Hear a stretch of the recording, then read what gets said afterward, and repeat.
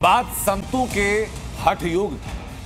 प्रयागराज में संगम की रेती पर महाकुंभ के लिए जुटे साधु संतों के अलग अलग रंग दिखाई दे रहे हैं। इनमें कई हठ योगी ऐसे हैं जिन्हें देख करके लोग हैरान हैं। कोई सालों से अपना हाथ हवा में उठाए हुए है, तो कोई कड़ाके की ठंड में सुबह सुबह 61 घड़ों से स्नान कर रहा है। ऐसे ही हठ योगी पर देखिए हमारी ये स्पेशल रिपोर्ट।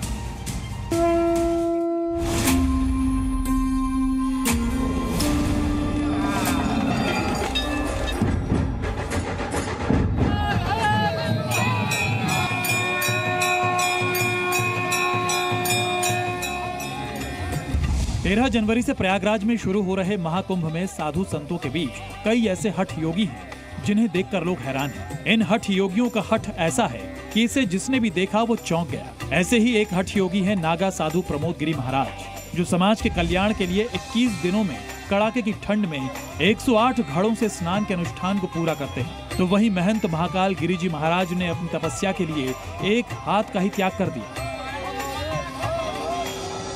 सबसे पहले आपको प्रमोद गिरी महाराज के हठ योग के बारे में बताते हैं, जो कड़ाके की इस ठंड में रोज सुबह 4 बजे घड़ों से स्नान के अनुष्ठान की रस्म को पिछले 9 सालों से अदा कर रहे हैं। और इस समय आपको हम दिखा रहे हैं। बताया गया कि इस अनुष्ठान को पहले उनके गुरु किया करते थे और उसके बाद से वो इसे कर रहे हैं।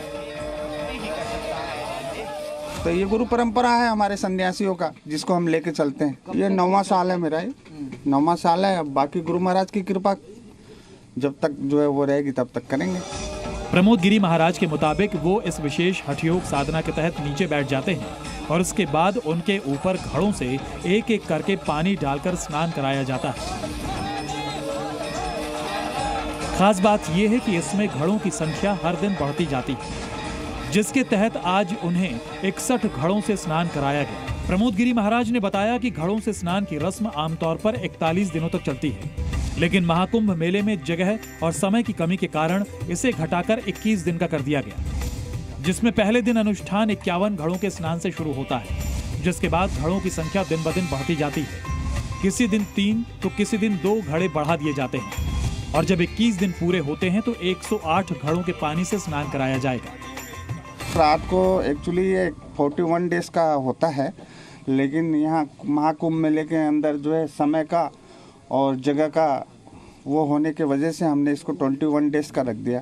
तो इसमें क्या अचानक जो है पहले दिन से ही 51 घड़े से जो है हमारा जलधारा चालू हुआ। रात को भर के रख देते हैं और सुबह आप लोग मेरे ऊपर डालते हैं, मैं वहाँ बैठ जाता हूँ। उसको आप जलाभिषेक बोले।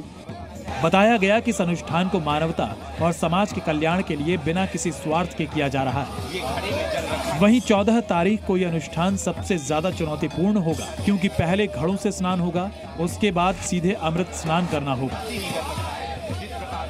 नहीं, ये जन कल्याण लोक कल्याण के लिए होता है। बाकी हमारे इसके पीछे कोई लोभ लालच नहीं है। हाँ, हम लोग नागा लोग हैं, आपको पता है। पहले भी मुगल के समय में नागाओं ने जो है कई बार युद्ध लड़के जो है भारत को अपने वो किया है। तो ये हम कुछ ना कुछ तरीके से किसी भी तरीके से करते रहते हैं। और हमारे गुरु पीरों का हमारे पास आशीर्वाद है कि एक हाथ में माला और एक हाथ में भाला। अब आपको एक और हठ योगी से मिलवाते हैं। यह है महंत महाकाल गिरी जी महाराज, जिन्हें एक हाथ वाला बाबा भी कहा जाता है, जो लंबे समय से अपनी तपस्या के लिए हमेशा एक हाथ ऊपर खड़ा रखते हैं, जिससे उनका हाथ निर्जीव हो गया है। 9 साल हो गया, हाथ नीचे नहीं हुए। उड्डू तपस्या है, उड्डू भाव, इसका त्याग दिया, इसका कोई काम नहीं। देखो, हम लोग जितने पिंडदान हो जाते हैं, गरबा त्याग देते हैं, माँ बाप को त्याग देते हैं, तो हम लोग साधना भजन कर रहे हैं।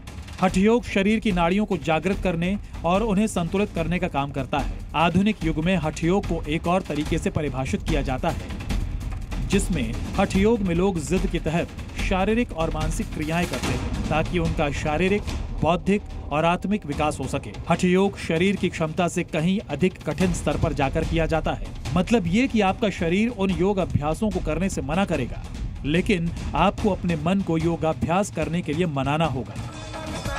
सनातन में हठ योग की परंपरा सालों पुरानी है। साधु संत युगों से इसे करते आ रहे हैं, जिसकी तस्वीर प्रयागराज महाकुंभ में भी नजर आ रही है।